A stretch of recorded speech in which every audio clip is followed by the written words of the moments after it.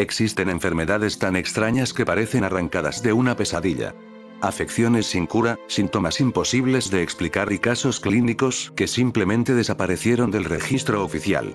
Pero ¿y si esas enfermedades nunca fueron naturales? ¿Y si su origen no tiene explicación médica sino algo mucho más oscuro? Hoy te contaré relatos sobre enfermedades que no deberían existir. Mi nombre no importa. Lo que importa es que yo fui uno de los primeros en leer el archivo. Uno que no debería haber existido. Era joven, trabajaba como técnico de documentación para el Ministerio de Salud en Perú, durante el año 1983. Un trabajo aburrido, si soy sincero.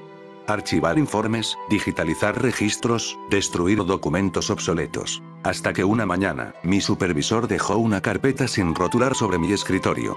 Solo decía, N5H3, restringido. Pensé que era un error, que alguien la había dejado ahí por accidente. Pero no pude evitarlo. La abrí. Dentro había apenas 3 hojas mecanografiadas y una advertencia: no divulgar. Este virus no debe ser nombrado fuera de este documento. La conciencia del mismo representa riesgo de activación. Era absurdo. Ridículo. Un virus que se activa por saber que existe. Pensé que era algún tipo de experimento psicológico. Pero mientras leía, empecé a sentir algo distinto. Las hojas hablaban de un agente infeccioso de naturaleza psicoviral, descubierto por error en un hospital militar. Lo llamaban N5H3, y su forma de contagio no era física, sino cognitiva. En resumen, el solo conocimiento del virus te contagiaba. Y el primer síntoma era paranoia. El segundo, aislamiento. El tercero, suicidio. Pensé que era una broma. Pero al final del informe había una lista de personas neutralizadas, con nombres completos y fechas de defunción. Todas por suicidio. Todas con notas escritas a mano donde aparecía la frase: el virus piensa. Yo solo lo sigo. Cerré la carpeta. Decidí denunciarlo. Pero esa noche, mientras caminaba de regreso a casa, noté algo. Todos me miraban. Con extrañeza. Como si supieran algo que yo no. Pasaba al lado de gente que tosía, que murmuraba, que me observaba por el rabillo del ojo. Nadie me hablaba directamente. Solo me miraban. Creí que me estaba sugestionando. Que el informe me había perturbado. Así que decidí ignorarlo. Quemé las hojas, incluso borré el número N5H3 de mi cuaderno. Pero no sirvió. Al día siguiente, un compañero de oficina me tomó del brazo y me dijo algo que no entendía al principio. ¿Ya lo leíste, verdad? ¿Qué cosa? Le pregunté. El virus. Está en tu cabeza. Igual que en la mía. Por eso ahora lo ves en todos. Esa fue la última vez que lo vi. Una semana después, me informaron que se había quitado la vida. Y ahí empezó todo de verdad. No dormía. Soñaba con pasillos vacíos, con gente hablando en voz baja, siempre repitiendo la misma palabra. Contagio, contagio, contagio. A veces escuchaba voces desde los ductos de ventilación. Otras veces, sentía que alguien caminaba dentro de mi departamento, aunque todas las puertas estuvieran cerradas. Un día encontré una nota bajo mi puerta. En ella, escrito con mi propia letra, decía: el brote no se detuvo. Se borró del sistema. El virus está en ti. Solo tú lo recuerdas. Volví al ministerio. Quise denunciarlo. Pero al preguntar por el archivo, todos me miraron confundidos. Dijeron que no existía ningún N5H3. Que ningún supervisor había dejado nada en mi escritorio. Que el compañero que se había quitado la vida nunca trabajó allí. Me despidieron. Por inestabilidad mental. Ahora vivo solo, sin hablar de esto con nadie. Me cuesta confiar en las personas. A veces creo que alguien más está escribiendo en mis cuadernos mientras duermo. A veces, en el reflejo del microondas, veo a alguien moviendo los labios sincronizado conmigo. Si has llegado hasta aquí, te pido algo. No lo digas en voz alta.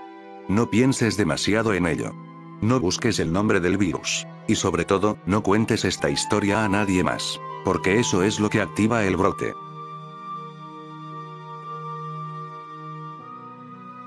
Mi nombre es Luis Gamarra. Tengo 22 años y estudio ingeniería civil en Lima. Esta historia comienza el día que me mudé a un pequeño departamento en Jesús María. Era un lugar viejo, pero barato y suficientemente silencioso para estudiar sin distracciones. Nunca me gustaron los lugares muy modernos. Me hacía sentir fuera de lugar, pero apenas me instalé, comenzó algo extraño. Todo empezó con una simple tos. No soy alérgico a nada, no tengo antecedentes de asma ni problemas respiratorios. Pero esa primera noche, justo antes de dormir, sentí un picor profundo en la garganta. Tosí. Fuerte. Como si algo áspero se hubiera atorado dentro. Pensé que era el polvo. Al día siguiente, limpié todo, incluso lavé las cortinas y fumigué por si acaso. Pero no cambió nada, la tos seguía. A los pocos días noté algo aún más raro. Solo tosía en el departamento. Afuera, en la calle, en clases, en la biblioteca nada. Pero apenas cruzaba la puerta de entrada, empezaba de nuevo. Un ataque seco, profundo. Como si el aire se volviera más pesado, más denso. Fui al médico. Me revisaron de todo. Radiografía, análisis, pruebas de alergias. El doctor, un tipo flaco con acento norteño, solo me dijo: tus pulmones están limpios. Es estrés, seguro.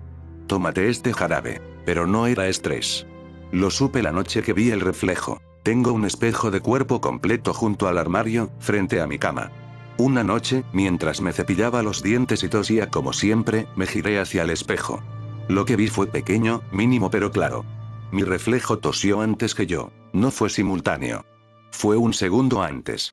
Como si él supiera que iba a toser y lo hiciera primero. Al principio pensé que era mi mente jugando conmigo. Que estaba cansado. Pero pasó de nuevo. Y otra vez. Y otra.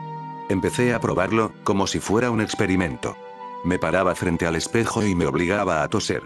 Pero él lo hacía primero. Siempre. Una vez, intenté engañarlo.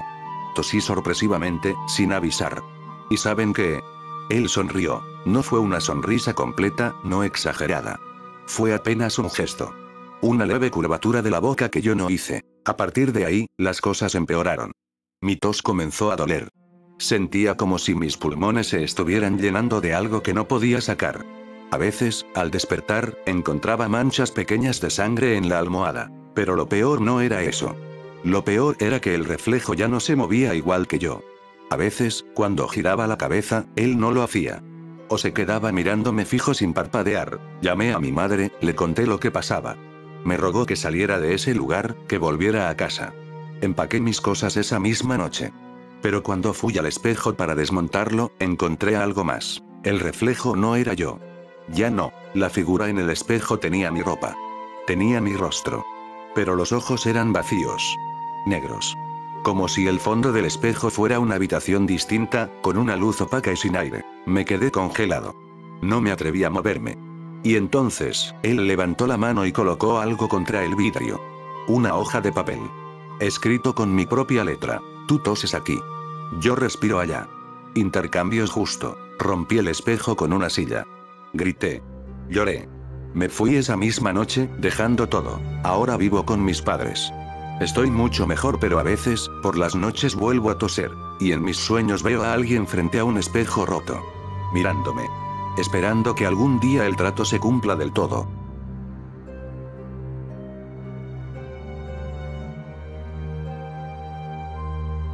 Me llamo Daniel Aguirre. Soy interno de medicina en el Hospital General de San Cristóbal, uno de esos hospitales públicos olvidados, donde lo que mata no es solo la enfermedad, sino la indiferencia. Esta historia no la cuento por entretenimiento. La cuento porque creo que hay algo que sigue allí abajo. Algo que nunca debimos descubrir. Durante mi rotación en psiquiatría, me asignaron a revisar antiguos expedientes para una auditoría. Muchos estaban llenos de polvo y humedad, papeles amarillos con manchas que no quise identificar. Pero uno me llamó la atención. Un expediente sellado con cinta roja y una nota a mano que decía simplemente: no abrir sin autorización del Dr. Bermúdez. Lo abrí igual. Adentro, apenas una hoja. Nombre: paciente 441. Edad: desconocida. Diagnóstico: psicosis infecciosa degenerativa. Lo curioso era que no estaba firmado por ningún psiquiatra, sino por un epidemiólogo del hospital, lo cual no tenía sentido. Había una nota clínica con letra temblorosa. Decía: asegura ver el contagio antes de que ocurra. Sombras que se aferran al cuerpo y cambian de huésped. Dice que el hospital está infectado por ideas. Refiere que algunas enfermedades se piensan antes de sentirse. Evita espejos y superficies reflectantes. Afirma que en ellos puede ver cómo muere cada médico, uno por uno. Me reí.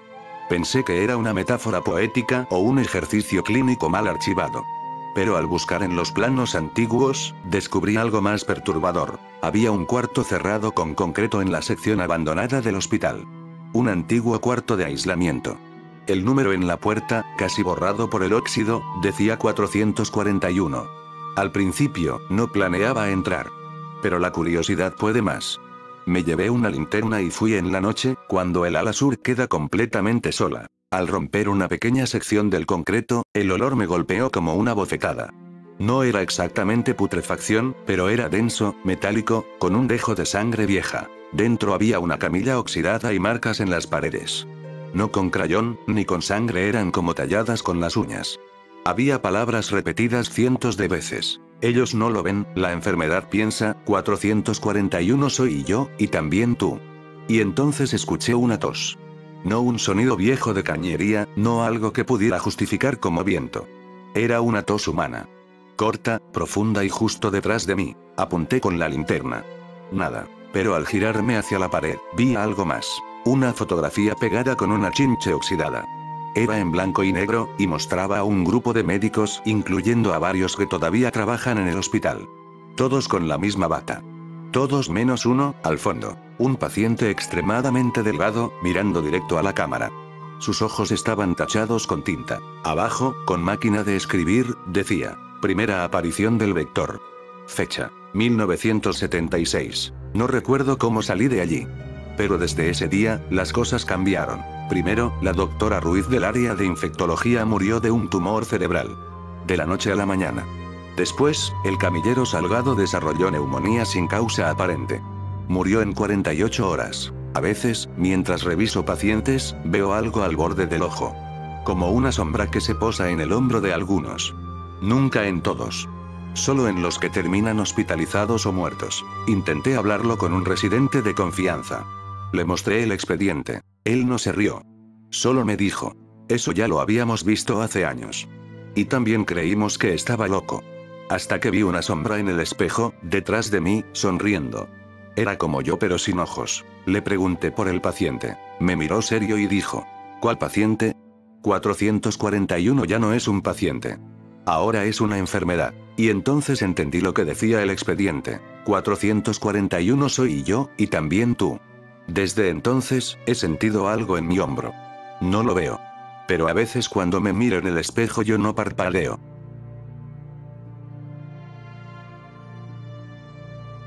Basado en una carpeta médica desaparecida del archivo psiquiátrico de ATE, Lima, 2006. Me llamo Marcos Díaz. No tengo idea de cuántos años tengo realmente. Mi DNI dice 28, pero siento que he vivido décadas enteras dentro del mismo día. Cuando empezó todo, era un tipo normal. Estudiaba, trabajaba a medio tiempo en un consultorio odontológico, vivía solo, sin dramas. Pero desde hace un tiempo, y no sé exactamente cuánto, me despierto todos los días el 2 de junio de 2006. Ese día. Siempre ese día. Nada cambia. El mismo sonido del despertador. La misma luz por la ventana. La misma llamada de mi jefe pidiéndome que llegue temprano. Las mismas noticias. Incendio en Mercado de la Victoria, sin víctimas fatales. Al principio pensé que era un déjà vu. O un sueño vívido. Luego creí que estaba en coma. Que mi cerebro estaba repitiendo los mismos patrones para sobrevivir. Pero después de la cuarta repetición exacta entendí que no era casualidad. Intenté romper la rutina. Quemé mis apuntes. Cerré las ventanas. Golpeé al vecino. Incluso me corté la palma con un vidrio para ver si al día siguiente seguiría la herida. Y no. Al despertar, todo volvía a empezar. Incluso el corte desaparecía. Pero había algo más raro. No estaba solo en este ciclo. Empecé a notar pequeñas diferencias. Detalles mínimos. Un pájaro en la ventana que ya no cantaba. Una señora que cruzaba la calle 2 segundos más tarde. Una gota de café que caía en otro ángulo. Era como si alguien más también estuviera repitiendo el día y lo estuviera modificando poco a poco. Un día, bueno, un reinicio, salí a buscar respuestas. Caminé sin rumbo, como nunca lo había hecho. Llegué hasta una clínica abandonada. No sé por qué, pero sabía que debía entrar. El lugar estaba oscuro, con camas vacías y expedientes rotos. Y entre ellos, encontré uno con mi nombre. Díaz, Marcos, síndrome temporal cognitivo. Paciente desarrolla conciencia plena de la repetición del día. La enfermedad se contagia por observación directa o lectura del patrón temporal. Riesgo de expansión, extremo. Aislamiento mental recomendado. Una nota escrita a mano decía: si estás leyendo esto ya es muy tarde. El 2 de junio es el único día que aún no ha colapsado. Por eso se repite. Es el último refugio. Ahí lo entendí. No estoy enfermo. Estoy atrapado en el único día que el mundo pudo salvar antes del colapso temporal. Y no estoy solo. Desde hace algunas repeticiones, empiezo a notar a otros como yo. Miradas extrañas en la calle. Gente que no actúa como antes. Que me observa como si recordara lo mismo que yo. Algunos se acercan. Me susurran frases como: ¿ya llegaste al reinicio 800? No comas carne hoy, no es real. ¿Tú también soñaste con el 3 de junio? Lo peor es que a veces me despierto y algo sí cambió drásticamente. Una vez la ciudad estaba completamente vacía. Otra, las luces no funcionaban. Una vez no salía el sol. A veces pienso que ya pasó el 2 de junio. Que lo que estoy viviendo ahora es una simulación fallida, un intento del mundo de reconstruirse. Pero algo salió mal. Algo infectó el tiempo. Dicen que si te quedas demasiado tiempo repitiendo el mismo día, tu cuerpo sigue igual pero tu mente comienza a deteriorarse. Se vuelve fragmentada. Como si las ideas ya no supieran qué versión de tú deben seguir. A veces siento que no soy yo quien escribe esto. Que soy solo una de las tantas versiones que quedaron atrapadas aquí y que todas quieren salir al mismo tiempo. Si estás leyendo esto y hoy es 2 de junio, no salgas. No hables. No intentes cambiar nada. No dejes que los otros te vean, porque si te reconocen, si saben que tú también lo sabes, te van a arrastrar con ellos. Y el 3 de junio jamás va a llegar.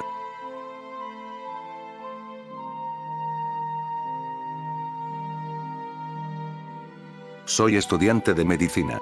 O lo era. No estoy seguro de si aún me consideran vivo, ni si esto que escribo va a llegar a alguien cuerdo.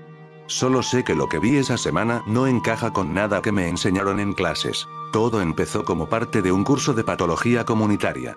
Nos enviaron a realizar prácticas rurales en un distrito olvidado del país llamado Santa Lucía de Calango. Un lugar sin internet, sin señal, sin turistas.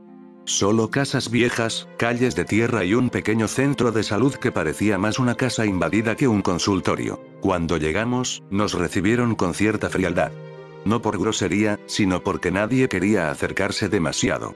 Nos evitaban, hablaban entre ellos en voz baja, y sobre todo no dejaban que nos quedáramos después de las 6 de la tarde. Aquí la fiebre se esconde de noche, dijo un anciano que me vendió pan. Pensé que era un dicho raro.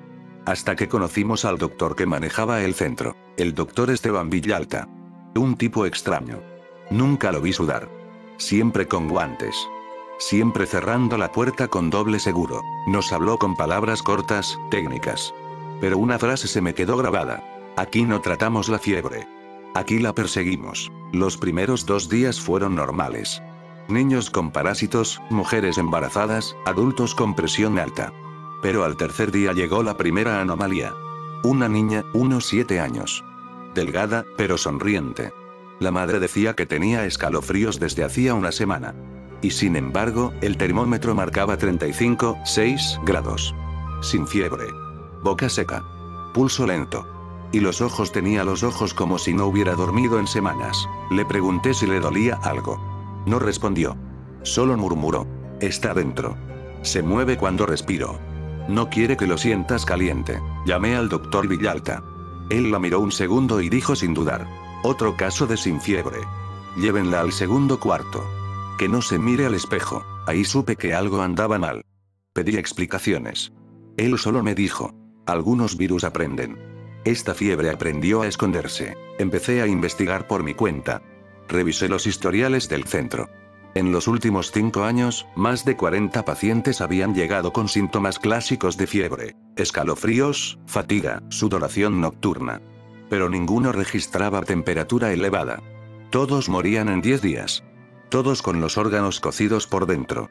Sin que el cuerpo jamás pasara de los 36 grados. El doctor Villalta los llamaba infectados sin señal. Lo peor vino al día siguiente. Uno de mis compañeros, Jorge, empezó a temblar. Decía que tenía calor, pero el termómetro no pasaba de 35,9. Se deshidrataba, no podía dormir, decía que algo le susurraba por las noches desde dentro del cuerpo. Como si la fiebre no estuviera quemando sino hablando. Lo llevamos a Lima, pero murió en el camino. La autopsia reveló una cosa imposible. Sus órganos internos tenían quemaduras de segundo grado, pero su piel estaba intacta. El caso fue archivado como hipertermia idiopática. Pero yo sabía lo que era. Sabía que la fiebre lo había vencido sin arder. Después de eso, intenté denunciar lo que vi. Nadie me creyó. Perdí la beca. Dijeron que estaba afectado psicológicamente por el trauma. Que inventaba cosas. Que las autopsias eran errores de interpretación. Volví a Santa Lucía, pero ya no había nada.